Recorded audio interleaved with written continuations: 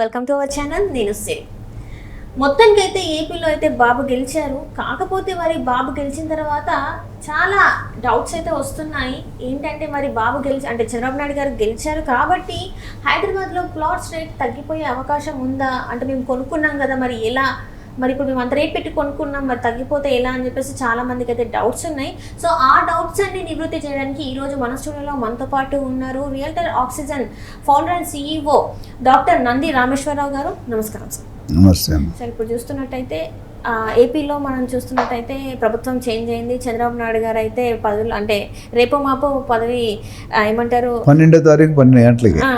So ఇప్పుడు మరి హైదరాబాద్లో రియల్ ఎస్టేట్ అంటే ప్లాట్స్ రేట్స్ పడిపోతున్నాయి, డౌన్ అయిపోతున్నాయి అని చెప్పేసి మరి వార్తలు వస్తున్నాయి. కొనుక్కున్న వాళ్ళు కూడా కొంచెం టెన్షన్లో ఉన్నారు, మరి మేము కొనుక్కున్నాము ఏంటి అని చెప్పేసి. సో వాళ్ళకి మీరు ఏం చెప్తారు? నిజంగానే ప్లాట్ రేట్స్ పడిపోయే అవకాశం ఉందంటారా? ఇప్పుడు నాకు జనరల్గా ఎగ్జాంపుల్తో స్టార్ట్ చేయడం అలవాటు, నీకు తెలుసు మన ఎపిసోడ్స్లో. ఇప్పుడు 2 అరటిపళ్ళు అమ్మే బండ్లు ఉన్నాయి శ్రీనగర్ రోడ్లో గత 20 సంవత్సరాలుగా. కొత్తగా 3వ బండి పెట్టాడు, అందుకని వాళ్ళిద్దరు మూసుకెళ్ళిపోతారా? వెళ్ళిపోతారా? ఎవరి వ్యాపారం వాళ్ళదే ఉంటుంది కదా. అయిపోయి మీరు అడిగిన క్వశ్చన్కి ఆన్సర్ ఉంది కదా. ఏపీ లాంటి 10 ఏపీలు వచ్చినా, నేను కూడా ఏపీ నుండి పుట్టి పెరిగిన ఏపీలో చదువుకున్న, కేంద్రీయ విద్యాలయం CBSE సిలబస్ చదువుకున్నా. కాకపోతే నాకు తెలిసి కొద్దిగా మైనర్ చేంజ్ ఉంటుంది కానీ మేజర్ చేంజ్ అయితే ఉంటుంది. ఎందుకంటే ఏపీలో ఉన్న పరిస్థితులు వేరు, తెలంగాణలో హైదరాబాద్కు ఉన్న పరిస్థితులు వేరు. నిన్న మొన్నటి వరకు ఉమ్మడి రాజధానిగా ఉండేది హైదరాబాద్. ఇప్పుడు ఉమ్మడి రాజధాని పోయింది జూన్ 2వ తారీఖు 2024 సంవత్సరం. మొన్న అయిపోయింది ఆ డేట్, 1 వీక్ బ్యాక్ అయిపోయింది.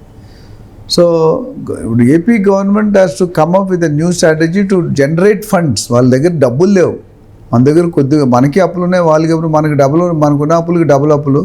మన గవర్నమెంట్ స్కీమ్స్ పెద్దగా ఎక్కువ లేవు, అక్కడ స్కీమ్స్ మీద నడిచింది గవర్నమెంట్ 5 సంవత్సరాలు. సో అది మేజర్ ఛాలెంజ్, CBN గారికి మేజర్ ఛాలెంజ్ అది. ఎందుకంటే అంత ఈజీ కాదు. సింహం నమ్మింది కదా అని ఫోటోగ్రాఫ్ తీసుకుంటే ఏమవుతుందని మీకు ఆల్రెడీ చెప్పాను, ఫోటోలో ఏముండవు సింహం ఉంటుందని. సో మాటలు చెప్పడం, కామెంట్స్ చేయడం, రూమర్స్ ఇవ్వడం అనేది ఈజీ. సో నా వరకు నాకున్న ఇన్నర్ సర్కిల్ ఇన్ఫర్మేషన్ ప్రకారం, గవర్నమెంట్ సోర్సెస్ కానీ అదర్ మార్కెట్ సోర్సెస్ బట్టి, Telangana real estate is not going to hampered because of AP real estate development. ఎందుకంటే చాలామందికి తెలియాల్సిన విషయం ఏంటంటే, కేసీఆర్ గారు ఫస్ట్ వచ్చినప్పుడు అంత ఎక్కువ దూకుడు లేదు. 2వ టర్మ్లో చూస్తే స్ట్రాటజీ ప్రకారంగా అక్కడ జగన్ వచ్చేటట్టు ప్లాన్ చేసుకున్నారు. ఎలా ప్లాన్, నేను పొలిటికల్ అనలిస్ట్ కాబట్టి అవన్నీ డీటెయిల్గా వెళ్ళాను. స్ట్రాటజీ బిట్వీన్ వై జగన్ గారు ఎలా వచ్చారు, ఎందుకు వచ్చారు, జగన్ గారు వచ్చిన తర్వాత మనకి ఏపీలో రియల్ ఎస్టేట్ డౌన్ ఉంది, హైదరాబాద్కి ఎంత బెనిఫిట్ అనేది వాస్తవమే. బట్ అంతా దానిలో అయిందని కూడా కరెక్ట్ కాదు. డెఫినెట్గా ఇప్పుడు రాజకీయాల్లో ఎత్తుకు పై ఎత్తే వేస్తారు, స్ట్రాటజీలు వాడతారు. అది ఇప్పుడున్న పరిస్థితుల్లో AP may take some more time to get in to Hyderabad స్టేజ్కి రావాలంటే కొద్దిగా టైం పడుతుంది. ఎందుకంటే వాళ్ళు ఫస్ట్ క్యాపిటలే లేదు, క్యాపిటల్ ఫామ్ చేయాలి. ఆల్రెడీ రేట్లు పెరిగిపోయినాయి అక్కడ. సో అక్కడ ఇన్వెస్టర్స్ ఉన్నారు. అయితే నేను ప్రజలకి బయర్స్ చెప్పాలంటే, మన తెలంగాణ హైదరాబాద్లో పెట్టే ఇన్వెస్టర్స్ అందరూ ఏపీ నుండి కాదు. అది ఒక పాయింట్ క్లారిటీ చేస్తున్నాను. కొంత పోర్షన్ వరకు ఏపీ నుండి ఉన్నారు, అంత ముందు ఉన్నారు, యునైటెడ్ ఏపీలో ఉన్నారు, ఇప్పుడు కూడా ఉన్నారు, ఉండబోతున్నారు. అయితే ఒక పర్టికులర్ శాతం 5, 10, 15% మాత్రం ఉండొచ్చు. ఎందుకంటే Hyderabad is become a world class figure. ప్రపంచంలో రియల్ ఎస్టేట్ డెస్టినీ ఏదంటే అందరి చూపు హైదరాబాద్ వైపే ఉంది. World level, I'm not talking about state level, I'm not talking about country level, I'm talking about international level. So హైదరాబాద్కి వచ్చిన బెంగ ఏమీ లేదు, చింత ఏమీ లేదు, ఏం వరీ అవసరం లేదు. కొద్దిగా 5% ఇటు స్లో డౌన్ అవ్వచ్చు, బట్ దానివల్ల మనకున్న 90% బాగున్నట్టు ఈ 5%లో పెద్ద డిఫరెన్స్ ఏముంటుందమ్మా? డిఫరెన్స్ పెద్దగా ఏమి ఉండదు.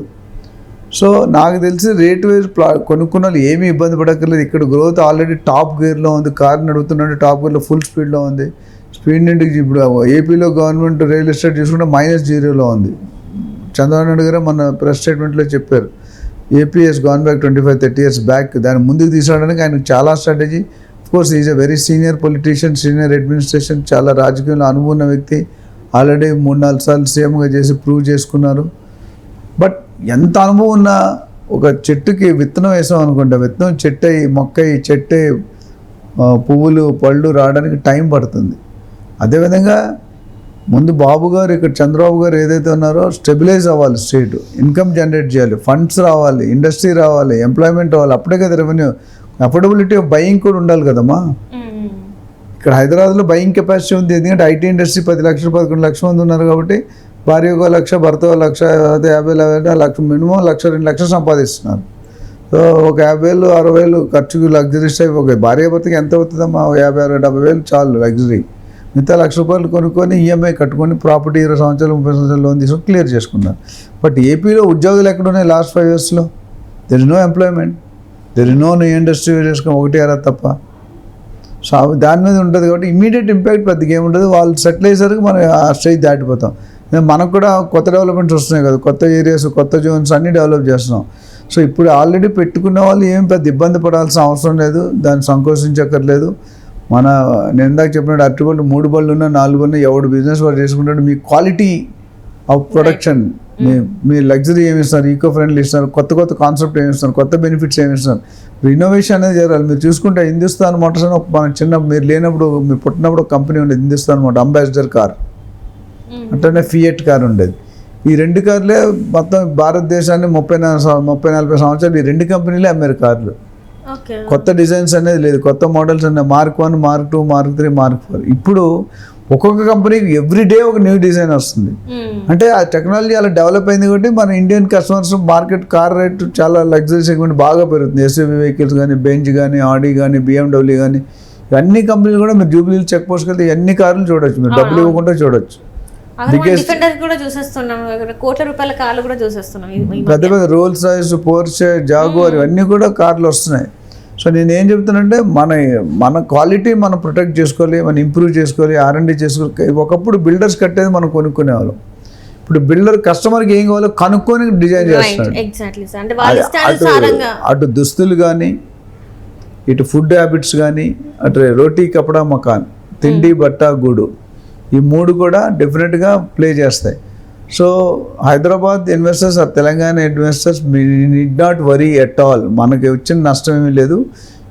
ఇన్ఫ్యాక్ట్ ఏపీ డెవలప్ అయితే మనకు కూడా పాజిటివ్. ఎందుకంటే ఇక్కడ లీడరు అక్కడ లీడరు ఒకప్పుడు అన్నదమ్ముల్లా ఉండేవారు, ఒకటే పార్టీలో ఉండేవారు. కాబట్టి మంచి పరిణామాలు ఉంటాయి. మనకు కూడా పెండింగ్ ఇష్యూస్ క్లియర్ అవుతాయి. దానివల్ల కూడా కొద్దిగా రెవెన్యూ పెరగడం కానీ, మిగతా కంఫర్ట్ రావడం కానీ. అండ్ తెలంగాణ బార్డర్ అంటే తెలంగాణ బార్డర్ కాబట్టి ఆంధ్ర ఉంటుంది ఒక పక్క, ఇటువైపు తెలంగాణ. సో మనం బార్డర్ వరకు ప్లాన్ చేస్తాం. సో కొంతమంది ఇటు షిఫ్ట్ ఉంటారు, కొంతమంది అటు షిఫ్ట్ ఉంటారు. సో ఆ షిఫ్ట్ అనేది వెరీ మీగర్ పర్సెంటేజ్, అంటే మైనర్ పర్సెంటేజ్. ఆ పర్సంటేజ్ వల్ల వరీ అవసరం లేదు. సో ఇక్కడ కూడా గ్రోత్ డెవలప్ అవుతుంది, ఏపీలో కూడా అవుతుంది. We wish them good, let us wish good luck to AP government. They have to also become like Hyderabad or Amaravati capital రావాలి. బట్ అమరావతి క్యాపిటల్ బిల్డ్ చేయడానికి టైం పడుతుంది. అంతకుముందు అనుకునేది ఏది అవ్వలేదు. పాత గవర్నమెంట్లో ఈ 3 కర్నూలు అని, తిరుపతి అని, వైజాగ్ అన్నారు, ఏది జరగలేదు, డిస్కషన్లోనే ఉంది. ఇప్పుడు అమలుపరచడానికి డెఫినెట్గా రిక్వైర్స్ టైం. ఈ టైంలో మనం టేక్ ఆఫ్ చేస్తాం. So I feel nothing to worry in terms of investing in Hyderabad or Telangana. Right, sir. Right. Thank you so much, sir. Thank you.